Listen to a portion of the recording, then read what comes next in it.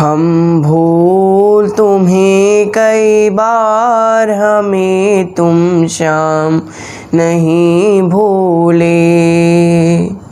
हम भूले तुम्हें कई बार, हमें तुम श्याम नहीं भूले।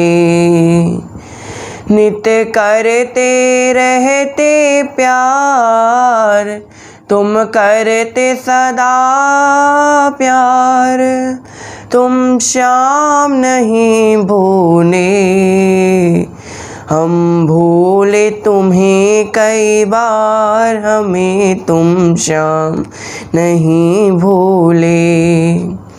हम भूले तुम्हें कई बार, हमें तुम श्याम नहीं भूले। बोले श्रीमन्नारायण भगवान की जय। बोले श्री भक्तवत्सल भगवान की जय। बोले श्रीमद् भागवत महापुराण की जय। तो भक्तों, जिस प्रकार पूर्व सत्र में हमने भगवान की लीलाओं के बारे में जाना, भगवान ने कि कल महाभारत प्रसंग के युद्ध के बारे में जाना, महाभारत प्रसंग से संबंध रखने वाले कुछ लीलाओं के बारे में जाना, द्रौपदी का चीरहरण तथा विदुर तथा विदुरानी जी पर किस प्रकार भगवान ने कृपा की, इस सारे प्रसंगों को हमने कल जाना। आज भगवान अपने गोलोक धाम को प्रस्थान करेंगे, तो उस कथा में आज हम प्रवेश करेंगे। लेकिन उससे पहले यदि आपने हमारे चैनल को अभी तक सब्सक्राइब नहीं किया है तो प्लीज़ हमारे चैनल को सब्सक्राइब कर लें एवं इस बेल आइकन को भी अवश्य दबाएं, जिससे आपको हमारी नई आने वाली वीडियोस की सूचना सबसे पहले प्राप्त हो।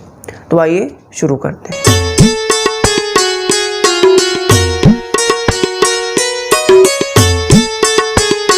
यहाँ पूर्व सत्र में हमने महाभारत के प्रसंग के बारे में जाना। आज भगवान अपने गोलोक धाम को प्रस्थान करेंगे। यहाँ जब महाभारत का युद्ध समाप्त हुआ, हम सभी को पता है कि पांडवों की जीत हुई और कौरवों की हार हुई। यहाँ जब कौरवों का अंत हो गया तो कौरवों की माता गांधारी बहुत विलाप कर रही हैं, रो रही हैं, बहुत चीख कर चिल्ला रही हैं कि मेरे 100 पुत्रों का अंत हो गया।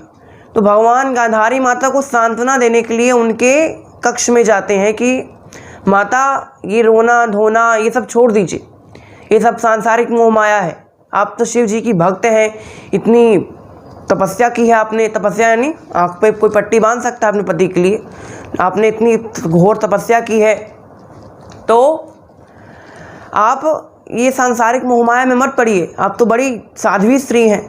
गांधारी माता ने कहा, भले ही मैं साध्वी स्त्री हूँ, पतिव्रता हूँ, लेकिन एक माँ भी तो हूँ और तुम हो पुरुष, तो माँ की जो पीड़ा है उसको तुम नहीं समझ सकते।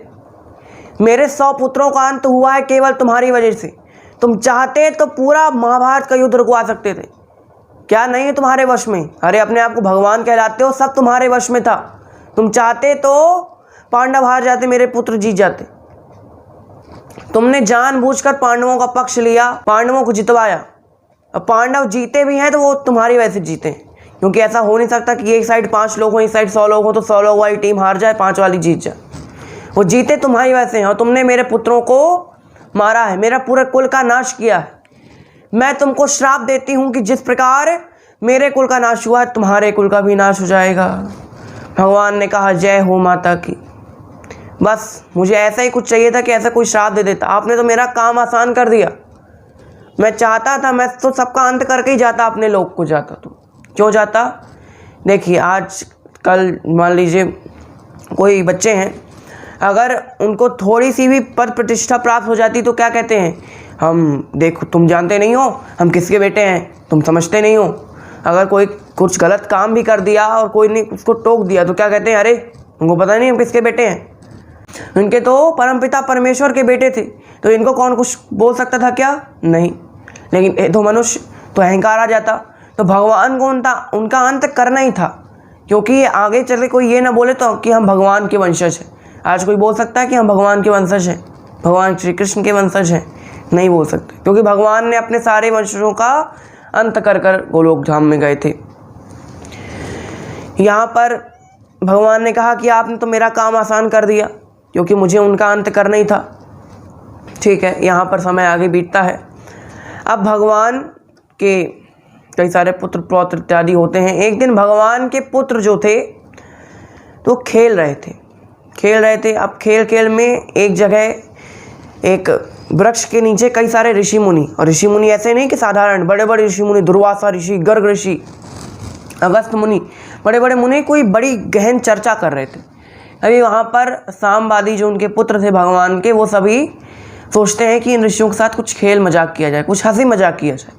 तो सांब ने एक स्त्री का भेष बनाया, गर्भवती स्त्री का। कैसे बनाया?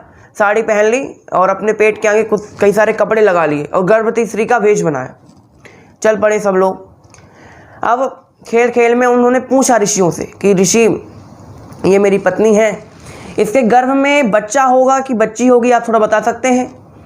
ऋषि ने आंखें बंद की। सब जान गए कि ये झूठ बोल रहे हैं, खेल रहे हैं। उन्होंने कहा कि जाओ, अभी तुम जाओ, बाद में तुम्हारे साथ खेल खेलेंगे, अभी हम कुछ काम कर रहे हैं, तुम बाद में आना। तो ऋषि ने कुछ नहीं कहा। एक तरह से वो डर गए कि अरे भगवान के बच्चे, इनको कहाँ कुछ बोले। ये देखिए, यहीं पे बात हो गई ना कि भगवान के बच्चे, तो ऋषियों ने भी कुछ नहीं बोला। फिर सामवादी लोगों ने उनका मजाक उड़ाना शुरू कर दिया। उनका अरे ये सब तो ढोंगी ऋषि हैं, तो पाखंडी ऋषि हैं, अपने आप को बड़े बड़े ब्रह्मर्षि राजर्षि कहते हैं, ये सब तो बड़े पाखंडी हैं। अगर ये पाखंडी नहीं होते तो जान जाते, ये बता देते कि इसके गर्भ में कौन है। अब यहाँ ऋषियों को और क्रोध नहीं आया। भगवान ने कहा अरे ऋषियों को क्रोध ही नहीं आ रहा, किसी प्रकार क्रोध लाना है, श्राप दिलवाना है। तो भगवान ने योग माया से कहा, योग माया तुम जाओ ऋषियों के शीश पर बैठ जाओ। योग माया माता ऋषियों के शीश पर विराजमान होती हैं। ऋषियों को क्रोध आता है, क्रोध में श्राप देते हैं कि जिस गर्भवती स्त्री का तुमने इस भेष बनाया है, इसी गर्भ से एक बड़ा सा मूसल निकलेगा जो तुम्हारे पूरे खानदान का नाश कर देगा। अब यहाँ सारे बच्चे बड़े परेशान हो गए, जल्दी पेट के पीछे गए, कपड़े उतारे तो जहाँ कपड़े से लगाए हुए थे पेट के आगे, तो कपड़े की जगह बड़ा सा मूसल निकलता। अब जल्दी उग्रसेन जी के पास जाते हैं। उग्रसेन जी के पास जाते हैं, कहते बाबा हमसे बहुत बड़ी भूल हो गई, कुछ करो। उग्रसेन जी ने कहा कि देखो मैं तो कुछ नहीं कर सकता, कृष्ण के पास जाओ, हो सकता है उसके पास कोई उपाय हो। तो सारे बच्चे भगवान श्री कृष्ण के पास जाते हैं। अब यहाँ भगवान श्री कृष्ण कहते हैं कि इसको किसी चट्टान में जाकर इस मूसल को रगड़ दो तो ये छोटा हो जाएगा। तो अब रगड़ा जाता है मूसल को, चट्टान में रगड़ दिया। अब इतना सा टुकड़ा बचता है। बच्चे कहते हैं इतना टुकड़ा हमारा क्या बिगाड़ लेगा, नदी में फेंक देते हैं, उसको एक मछली खा देती। अब यहाँ भगवान का, अब सभी देवताओं ने विनती की, प्रभु अब आपके बिना आपका गोलोक धाम सूना हो गया है, राधा रानी को सब याद आ चुका है। भगवान ने अवतार क्यों लिया था? राधा रानी को याद दिलाने के लिए। श्री रामा जी ने एक बार भगवान के लोग गए थे, श्री रामा जी, तो उन्होंने राधा रानी को श्राप दे दिया कि राधा रानी तुम भगवान श्री कृष्ण के प्रेम में इतनी मगन हो गई हो कि और किसी को उनके पास रहने नहीं देती, इसलिए मैं तुमको श्राप देता हूँ कि तुम 100 वर्षों तक भगवान को भूल जाओगे। तो भगवान राधा रानी को याद दिलाने के लिए इस पृथ्वी पर अवतार लिया था। तो देवताओं ने कहा कि अब राधा रानी को सब याद आ चुका है कि वो कौन है, आप कौन है, तो अब आप चलिए, आपके सारे काम कंसवध, जरासंध, पौंड्रक वध, शिशुपाल वध, सब कुछ आपने लीलाएं आपकी समाप्त हो गई हैं, अब आपको चलना चाहिए। भगवान ने देवताओं का अनुग्रह स्वीकार किया। अब भगवान जा रहे हैं अपने लोक को। अब लोक में जा रहे थे तो कई सारे सब लोगों से मिलते हुए गए। भगवान ने सबको, यशोदा मैया, नंद बाबा, गोपियाँ, ग्वाले, सबसे मिलकर जा रहे हैं। भगवान सबसे मिलकर जा रहे हैं। अब यहाँ पर जब भगवान जाए लगते हैं तो देवकी माता कहती हैं कि अभी तक मैं तुम्हारे लिए जीवित थी, तुम्हारे लिए जी रही थी, तुम अगर जा रहे हो तो मेरे 6 बेटे मुझे वापस करके दो। भगवान यमलोक जाते हैं, 6 बेटे उनके वापस करते हैं। अब यहाँ गोपियाँ कहती हैं कि प्रभु हम आपके बिना रह नहीं पाएंगे। भगवान कहते हैं मैं कहीं नहीं गया, मैं हमेशा तुम्हारे साथ हूँ। जो लोग वृंदावन गए होंगे उनको पता होगा कि वृंदावन में एक निधि वन नाम का एक वन है, निधि वन नाम का एक वन है, जहाँ पर भगवान आज भी रास रचाते हैं। आज भी भगवान रात को रास रचाने के लिए आते हैं। तो भगवान ने कहा कि मैं कभी तुमको छोड़कर नहीं जाऊँगा और ये आभास कराता रहूँगा कि मैं यहाँ हूँ। वहाँ कई सारी दुर्घटनाएँ भी घटी हुई हैं निधि वन में। तो भगवान ने गोपियों से कहा कि मैं कहीं नहीं गया हूँ, मैं हमेशा तुम्हारे हृदय में निवास करूँगा। अब उद्धव जी से मिलते हैं तो उद्धव जी कहते हैं प्रभु आप चले जाएंगे, ये कलयुग आ जाएगा, कलयुग आ जाएगा तो सारे धर्म कर्म जितना आपने सब संभाला है, धर्म के लिए आपने अवतार लिया, वो सब तो नष्ट हो जाएगा। भगवान ने कहा नहीं, जब मैं चला जाऊंगा तब धर्म की रक्षा ये करेगा। ये मतलब श्रीमद् भागवत महापुराण। भगवान ने अपने आप को एक पुस्तक में समेट दिया, उसका नाम हुआ श्रीमद् भागवत महापुराण। ये साक्षात भगवान का स्वरूप है। ये ऐसी केवल पुस्तक नहीं है, भगवान साक्षात हमारे साथ विराजमान है। श्रीमद् भागवत के रूप में साक्षात प्रभु विराजमान है। निधि वन में भगवान रहते हैं, ऐसा क्यों हम लोग मानते हैं? लोग कह भी तो सकते थे ना कि नहीं मानना हमको। क्यों मानते हैं? क्योंकि भागवत में लिखा है, भागवत साक्षात भगवान है, इसीलिए मानते हैं। तो यहाँ भगवान सबको सांत्वना देते हुए वहाँ से चले जाते हैं।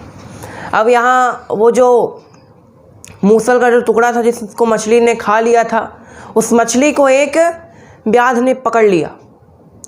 व्याध यानी शिकारी। उस शिकारी ने मछली को पकड़ा, मछली को काटा, उसमें से मूसल का वो टुकड़ा निकला, उसको उसने अपनी बाण में लगा लिया, फिट कर लिया। अब यहाँ एक दिन भगवान श्री कृष्ण के जो पुत्र पौत्र इत्यादि थे, सभी लोग मदिरा पीकर बैठे हुए थे। अब मदिरा पी हुई थी तो होश तो था नहीं उनको, एकदम मदहोश थे। तो मदिरा पी हुई थी। अब यहाँ एक व्यक्ति का दूसरे व्यक्ति के साथ झगड़ा हो जाता है। फिर ये झगड़ा बढ़ते बढ़ते बहुत बड़ा झगड़ा हो जाता है। यहाँ एक दूसरे को गला काटने लगते हैं, मारने लगते हैं। यहाँ एक दूसरे को सब मार देते हैं। यहाँ बीच में बलराम जी आते हैं रोकने के लिए, अरे क्या कर रहे हो? तो बलराम जी का भी अंत कर दिया। ये सब तो लीलाएं हैं प्रभु की, क्योंकि भगवान के अवतार हैं बलराम जी, उनका कोई अंत नहीं कर सकता। लेकिन फिर भी भगवान को अपने धाम जाना, इसलिए सारी लीलाएं की। यहाँ भगवान के सारे पुत्र पौत्र और बलराम जी का अंत हो गया। अब वो जो शिकारी था जिसने अपनी तीर के ऊपर वो मूसल का टुकड़ा लगाया हुआ था, अब वो एक दिन शिकार खेलने के लिए निकलता है। सोचता है कि आज जंगल में जाऊंगा, खूब सारे जानवरों को मारूंगा, बढ़िया अच्छा भोजन करूंगा। अब वो निकलता है शिकार खेलने। अब यहाँ भगवान जब सबसे मिलकर जाते हैं, सांत्वना देकर सबको जाते हैं, तब एक वृक्ष के नीचे बैठे हुए हैं भगवान। उस वृक्ष की पत्तियों ने भगवान को चारों तरफ से ढक कर रखा हुआ है। केवल भगवान के पाँव की एक छोटी सी मणि दिख रही है जो खूब चमकती थी। भगवान के पाँव में मणि थी तो खूब चमकती थी, केवल वो मणि दिखाई दे रही थी। अब वो शिकारी शिकार खेलने निकला हुआ था वन में, जहाँ भगवान बैठे हुए थे, तो दूर से उसको उस मणि की चमक दिखाई दी। हिरण की आंखें चमका करती हैं, तो उसको लगा कि ये कोई हिरण है। तो उस शिकारी ने भगवान पर वार किया, मतलब उसने बाण चलाया और बाण जाकर भगवान को लगा। अब उस शिकारी ने कहा चलो बाण मार दिए, चलो अब उस हिरण को लेने आते हैं। तो शिकारी वहाँ पहुँचता है। शिकारी क्या देखता है? वहाँ तो भगवान मूर्छित पड़े हुए हैं। अब वो शिकारी रोना शुरू कर दिया, रोते रोते कहता है अरे प्रभु, मैंने कितना पाप कर दिया, मैंने आपको मार दिया, जगत पिता का अंत करने वाला हूँ, कितना पापी होऊंगा मैंने कितने पाप किए होंगे। भगवान ने कहा तुमने कोई पाप नहीं किया और तुम कहीं से पापी नहीं हो, ये तो मैंने पुराने जन्म का हिसाब बराबर किया। उसने कहा कौन सा पुराने जन्म का हिसाब? तो भगवान ने कहा कि राम जन्म में मैंने तुम पर पीछे से वार किया था। किस पर पीछे से वार किया था? बाली पर। तो वो जो व्याध था, वो जो शिकारी था, वो बाली था। तो भगवान ने कहा कि पूर्व जन्म में, राम जन्म में जब मैंने राम अवतार लिया, तब मैंने तुम पर पीछे से वार किया। इस जन्म में तुमने मुझ पर पीछे से वार किया, ये तो हिसाब बराबर हो गया। क्योंकि मैं जब ऊपर जाऊंगा तो मैं किसी का उपकार लेकर नहीं जाना चाहता, किसी का एहसान लेकर नहीं जाना चाहता कि कोई मुझे ऊपर आकर कहे कि आपने मुझ पर पीछे से वार किया था, आप बड़े बेकार हैं, आप भगवान कहलाने के लायक नहीं हैं। तो भगवान ने कहा इस जन्म में तुमने मुझ पर पीछे से वार किया, पिछले जन्म में मैंने तुम पर पीछे से वार किया था, हिसाब बराबर हो गया। लोग कहते हैं ना दान क्यों किया जाता है? दान करने से, लोग कहते हैं कि दान करने से आपका धन कम नहीं होता, धन और दुगना चौगुना हो जाता है। क्योंकि कोई ये ना कह सके ऊपर जाकर कि मैंने दान किया था। अगर कोई कहता है तो भगवान कहते हैं उसका दुगुना तिगुना चौगुना 8 गुना मैंने लौटा भी दिया था। तो इस तरह अब भगवान की मृत्यु नहीं हुई, ऐसा नहीं कह सकते कि भगवान की मृत्यु हुई, क्योंकि भगवान की मृत्यु नहीं हो सकती। भगवान अपनी स्वेच्छा से देह को ग्रहण करते हैं और स्वेच्छा से देह को त्याग देते हैं और अपने धाम को चले जाते हैं। यहाँ भगवान अपने देह का परित्याग करते हुए भगवान अपने गोलोक धाम को प्रस्थान करते हैं। बोले शिवा के बिहारी लाल की जय। यहाँ जब भगवान का अंत हुआ, भगवान का अंत्येष्टि संस्कार होगा, मतलब भगवान का अंतिम संस्कार। अब अंतिम संस्कार हुआ तो भगवान का सारा अंग जल गया, केवल एक अंग है जो नहीं जला। कौन सा अंग? हृदय। भगवान का हृदय उस अग्नि से नहीं जला, उस अग्नि से भगवान का हृदय नहीं जला। अब उस हृदय का क्या करें? उस हृदय को समुद्र ने अपने अंदर समा लिया। अब उस हृदय जब एक बार बाहर निकला तो हृदय के अंदर ही अंदर समुद्र में एक बड़ी सी प्रतिमा बन गई, नीली प्रतिमा बन गई। उसको एक दिन कलयुग के समय में ही किसी भीलों ने देख लिया, भीलों ने देख लिया, उसको निकाला, प्रतिमा को निकाला और उसको अपने यहाँ रख लिया। वो उनको नील माधव कहते थे। वो वही नील माधव है जगन्नाथ। एक बार एक राजा ने सोचा कि मैं इस नील माधव को ले जाऊंगा, मेरे महल में बड़ा अच्छा रहेगा। अगर मैं भगवान की स्थापना करूंगा, साक्षात भगवान का हृदय स्थापित करूंगा तो मेरा महल बहुत अच्छा हो जाएगा। तो राजा ने बातें सुन रखी थी कि नील माधव है, तो राजा नील माधव को लाने के लिए अपने सिपाही भेजते हैं, लेकिन सिपाही नील माधव को नहीं ला पाते। वो जो भील थे उनको मना कर देते हैं। फिर राजा खुद जाता है, तो राजा जब जाता है तो क्या देखता है कि नील माधव वहाँ है ही नहीं। राजा ने कहा, ये मैंने क्या पाप कर दिया, मेरी वजह से भगवान अब इनके पास भी नहीं है, मेरे पास तो आ नहीं पाए, उनके पास भी नहीं, यानी भगवान का जो हृदय था वो अब नहीं रहा। तब राजा बहुत दुखी हो जाता है, अपने महल में आता है। महल में आते हैं, एक स्वप्न देखते हैं। स्वप्न में भगवान कहते हैं, राजन कल तुम नदी किनारे जाना, नदी में तुमको एक बड़ा सा लट्ठा दिखेगा लकड़ी का, उसको तुम कटवा कर मेरी मूर्तियाँ बनवाना। राजा सोचता है, चले जाते हैं। राजा सुबह के समय जब नींद खुली तब नहा धोकर पहुँचे नदी किनारे। नदी में जैसा भगवान ने कहा था एक बड़ा सा लकड़ी का लट्ठा दिखता। अब कई सारे कारीगरों को बोला गया कि इसकी मूर्ति बनाओ। सब कारीगरों ने कहा कि इतना बड़ा लट्ठा हम नहीं काट सकते।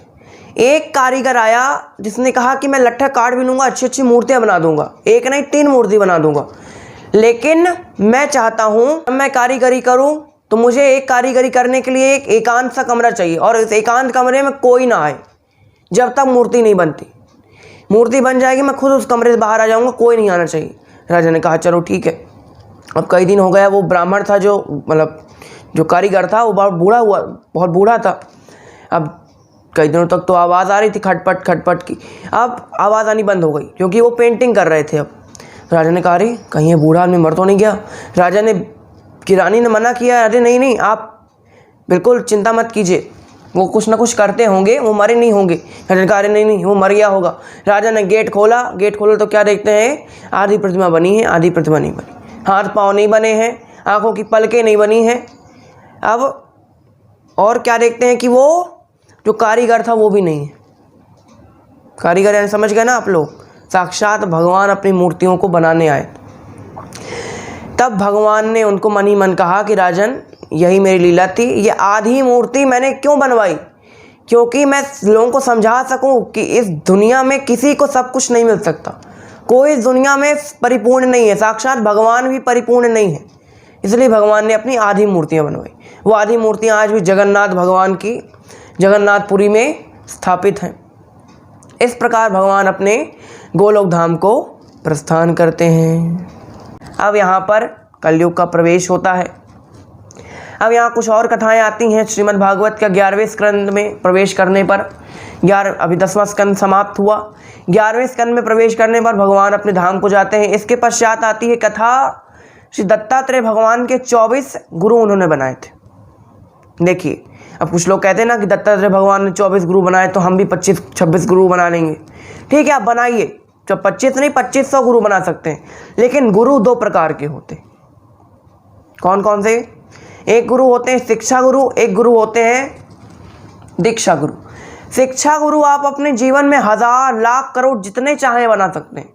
शिक्षा गुरु कौन है? सबसे पहले शिक्षा गुरु माता पिता, दूसरे से शिक्षा गुरु आपके नर्सरी, LKG, UKG जितने आपको शिक्षा देते हैं वो सब शिक्षा गुरु। जो आपको अच्छी बात सिखाए, जो आपको सही राह पर ले जाए वो शिक्षा गुरु। चाहे वो आपके मित्र हैं, चाहे वो छोटा सा बालक भी है, वो भी आपका गुरु है। कोई पशु पक्षी है, कोई भी है, अगर आपको कोई अच्छी शिक्षा देता है तो वो गुरु है। तो शिक्षा गुरु और दीक्षा गुरु जीवन में केवल एक होते हैं, जो आपको भगवान से जोड़ने का काम करते हैं। आपके कान में एक मंत्र देते हैं जिसका जाप करने से भगवत प्राप्ति होती। तो शिक्षा गुरु अलग होता है और दीक्षा गुरु अलग हो। तो शिक्षा गुरु आप कितने बनाइए, लेकिन दीक्षा गुरु एक ही होता है। तो जो दत्तात्रेय ने जो 24 गुरु बनाए थे वो शिक्षा गुरु थे, दीक्षा गुरु नहीं थे। दीक्षा गुरु एक ही होता है। आजकल लोग कमन चलता है, एक गुरु बनाते हैं, एक गुरु से काम नहीं चला तो फिर दूसरा गुरु बनाए, दूसरे गुरु ने अच्छा मज़ा नहीं आया तो फिर तीसरा गुरु बनाएंगे। गुरु बनाना कोई खेल थोड़ी ना है। गुरु केवल दुनिया में जीवन में एक ही बनाया जा सकता है, दीक्षा गुरु, जो आपको भगवान से जोड़ने का काम करता है। रुक्मिणी माता को भगवान तक जोड़ने का कार्य किसने किया था? नारद जी ने। पार्वती माता को शिव जी तक जोड़ने का कार्य किसने किया था? नारद जी ने। तो उनके नारद जी गुरु हो गए। तो इस प्रकार शिक्षा गुरु आप अनेक बना सकते हैं, दीक्षा गुरु केवल एक ही होते हैं। श्री दत्तात्रेय भगवान ने 24 शिक्षा गुरु बनाए थे, उनमें से एक वैश्या को भी उन्होंने शिक्षा गुरु बनाया था। वैश्या को बनाया शिक्षा गुरु।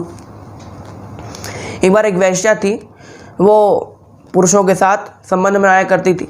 तो एक दिन वो अपने घर में बढ़िया सुबह सुबह नहाई धोई और बढ़िया श्रृंगार की और घर के बाहर एक घंटा लगा दिया, जो भी पुरुष आए तो इस घंटे को बजा कर आए तो मैं उसके साथ रहूँगी एक रात पूरा।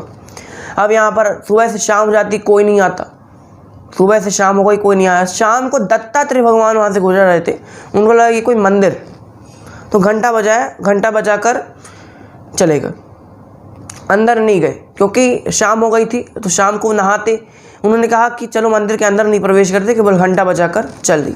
अब जैसे ही घंटा बजा वो वैसे सोची करे अरे कोई आया कोई आया कोई आया। बाहर आती है तो कोई नहीं था। दत्तात्रेय भगवान आगे निकल गए।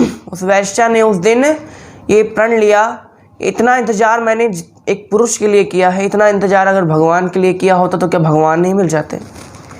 ये बात दत्तात्रेय भगवान सब सुन रहे थे, तो उनको एक गुरु बना लिया उन्होंने अपना। किसको? एक वैश्या को गुरु बना लिया, क्योंकि वैश्या के मन में भगवान की प्राप्ति के विचार आ गए ना, कि अगर इतना इंतजार मैंने सुबह से शाम तक एक पुरुष के लिए किया, अगर इतना इंतजार मैंने भगवान के लिए किया हो तो पूरे जीवन, तो क्या मुझे भगवान नहीं मिल जाते?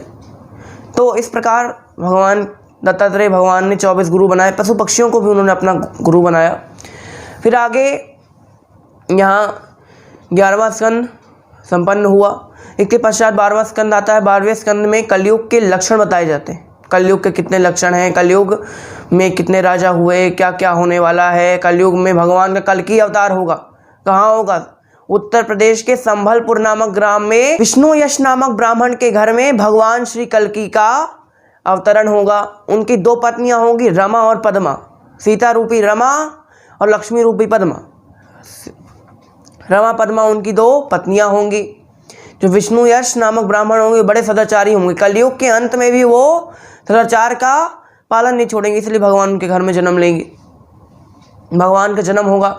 इसके पश्चात भगवान कलयुग के सारे जो पाप हैं उनका नष्ट करेंगे और कलयुग के पश्चात दोबारा सतयुग को लेकर आएंगे। ये सब श्रीमद् भागवत में लिखा हुआ। अब मार्कंडेय मुनि की छोटी सी कथा आती है कि एक बार एक ऋषि थे, उनको एक पुत्र की प्राप्ति हुई। जब पुत्र की कुंडली दिखवाई तो कुंडली में पता चला कि 16 वर्ष की आयु है, बस 16 वर्ष के आगे नहीं बढ़ेंगे, ये अल्प आयु है इनकी, ज़्यादा नहीं बढ़ेंगे, 16 वर्ष में इनकी मृत्यु हो जाएगी। ऋषि बड़े परेशान रहते।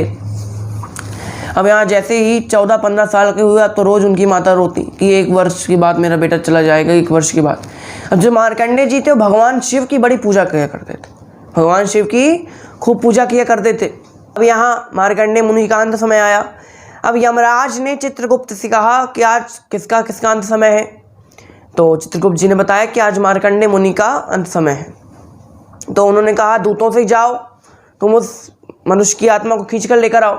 चित्रगुप्त जी ने कहा नहीं यमराज, जब भैरवी माता ने, जो मृत्यु के देवी हैं, भैरवी माता ने ये नियम बनाया है कि किसी ब्राह्मण की अंत करने, किसी ब्राह्मण की आत्मा को लेने आप स्वयं जाएंगे, आपके दूत नहीं जाएंगे। यमराज ने कहा नहीं, हमारे पास इतना टाइम नहीं किसी ब्राह्मण के पास जाएंगे, हमारे दूत है ना वो चले जाएंगे। मैंने दूतों को भेजा। अब मार्कंडेय जी पूजा कर रहे थे, भगवान श्री शिव की पूजा कर रहे थे। दूत पहुँचे, दूतों ने अपना पाश फेंका तो पाश मार्कंडेय जी को स्पर्श किए बिना ही वापस आ गया, स्पर्श ही नहीं कर पाया। मार्कंडेय जी के आगे पीछे एक बड़ा सा कवच बन गया। अब वो जो यमदूत थे उनके पास जाते हैं। अब वो यमदूत उस कवच को स्पर्श करते ही हैं कि 10 किलोमीटर पीछे एकदम दूर गिरते। यमदूत यमराज के यहाँ जाते हैं, यमराज से कहते हैं प्रभु हम ये मार्कंडे की आत्मा को लेने गए थे तो हम लेने जा नहीं पाए। चित्रगुप्त जी ने कहा मैंने कहा था ना कि ब्राह्मण की आत्मा को आपको लेने जाना पड़ेगा। यमराज जी ने कहा चलो ठीक है हम ही चले जाते हैं। अब यहाँ मार्कंडे मुनि के प्राण लेने साक्षात यमराज आते हैं। अब उस समय पूजा कर रहे थे तो यमराज ने ये बात का कोई वो नहीं किया कि पूजा कर रहा है तो पूजा करने के बाद इसके प्राण ले लेते हैं। पूजा करते समय किसी के प्राण नहीं ले जाते। पूजा करते समय आप किसी पर वार नहीं कर सकते। लेकिन यमराज तो अपने मन में भूल गए कि हम तो मृत्यु के देवता हैं, हमको तो देवता ने कहा भी है कि जैसा भी मनुष्य हो उनको उसके अंत समय में उसके प्राण ले जाना।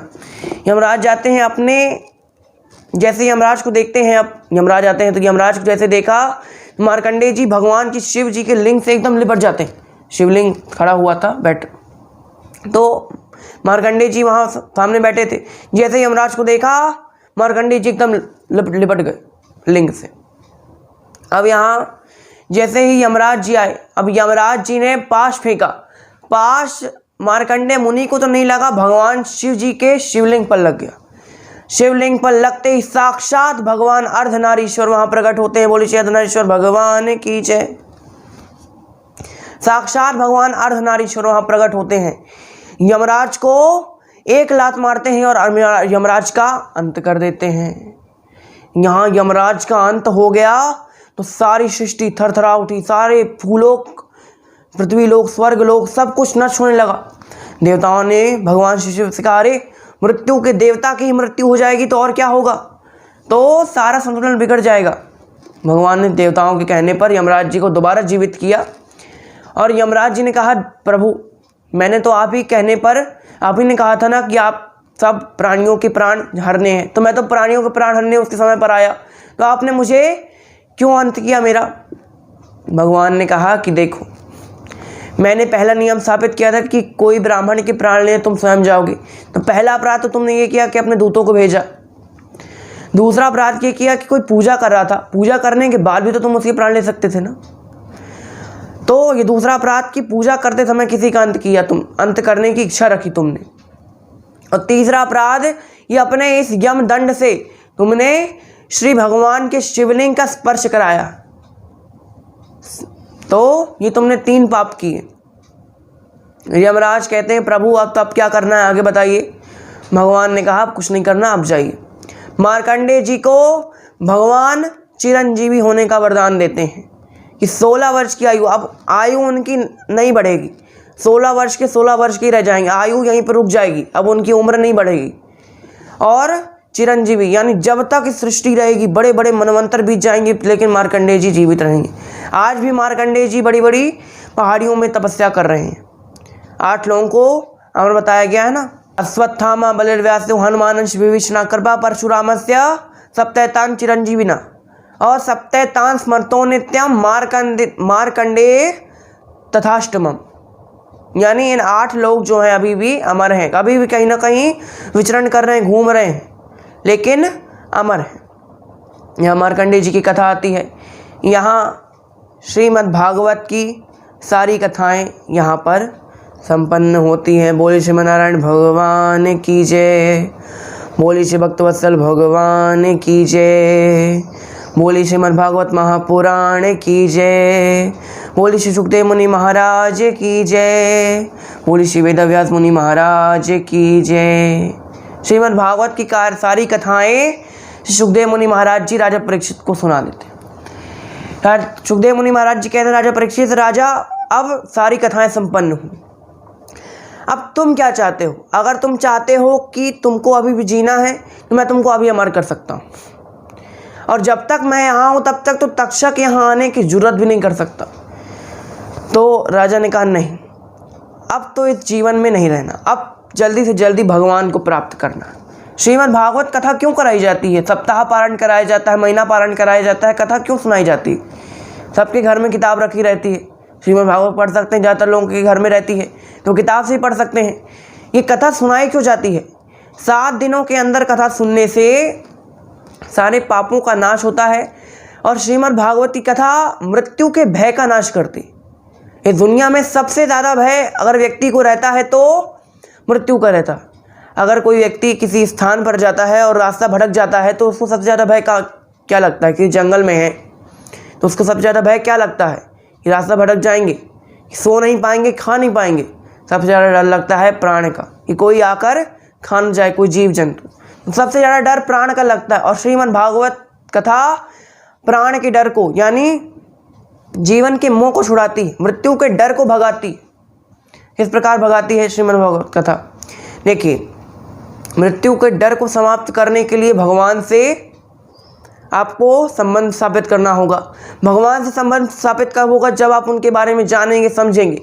उनके बारे में जानेंगे कैसे? या तो आप सुनकर जानेंगे, या देखकर जानेंगे, या पढ़कर जानेंगे।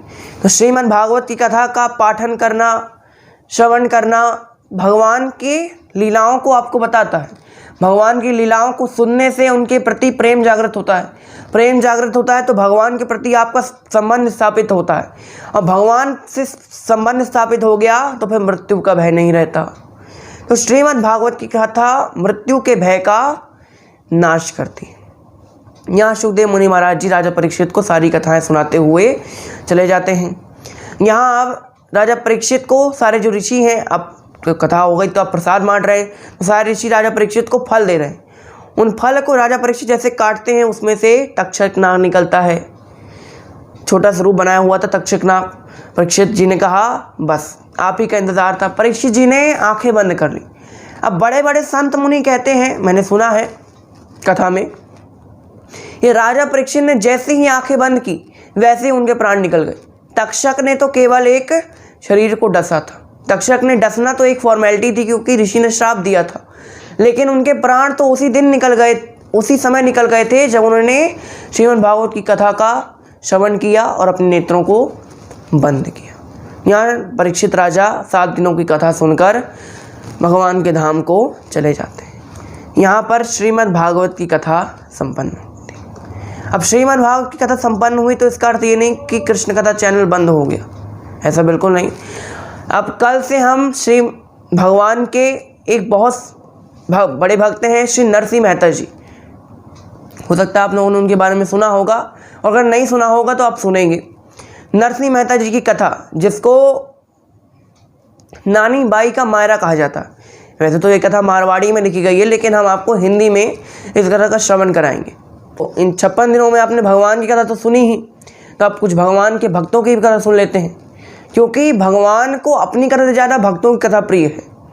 भगवान अपनी कथा सुनने तो आते ही हैं, लेकिन जब भक्त की कथा होती है तो भगवान बिना बुलाए चले आते हैं। इसलिए भक्त की कथा अब कल से नानी बाई का मायरा श्री नरसिंह जी का जीवन चरित्र हम कल से श्रवण करेंगे।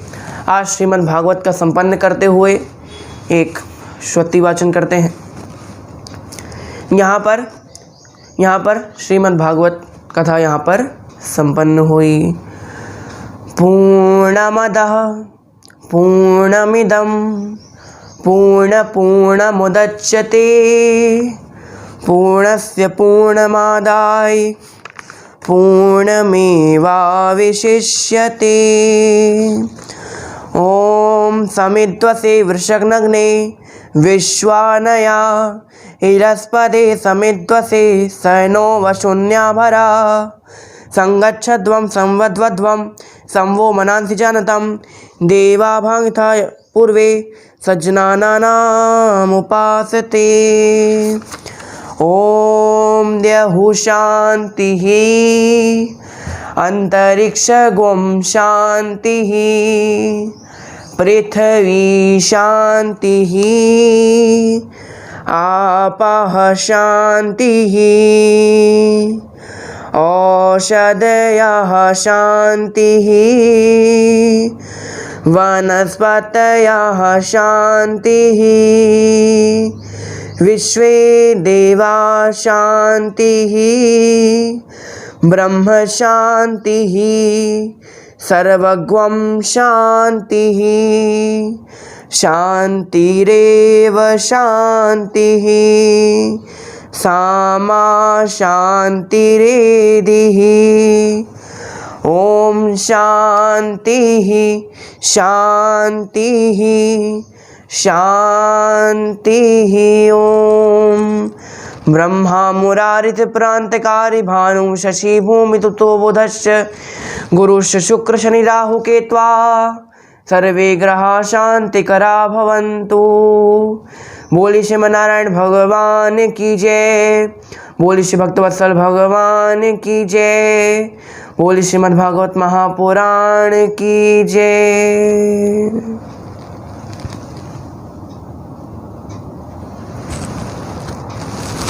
तो आज की कथा को हम यहीं विराम देते हैं। आज के लिए बस इतना ही।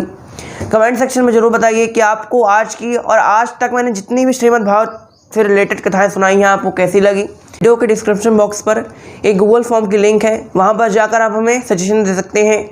ये श्रीमद् भागवत की कथा संपन्न हो गई। अब नानी बाई का मायरा कथा होगी और उसके पश्चात आपको कौन कौन सी कथाओं का श्रवण करना है, उन कथाओं को हम आपके समक्ष लाएंगे।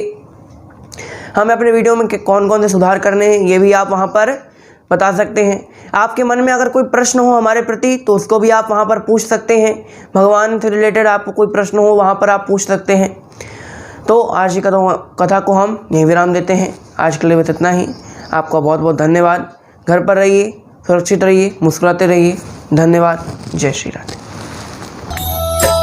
श्री भागवत भगवान की है आरती, पापियों को पाप से है तारती। भागवत भगवान की है आरती, पापियों को पाप से है तारती।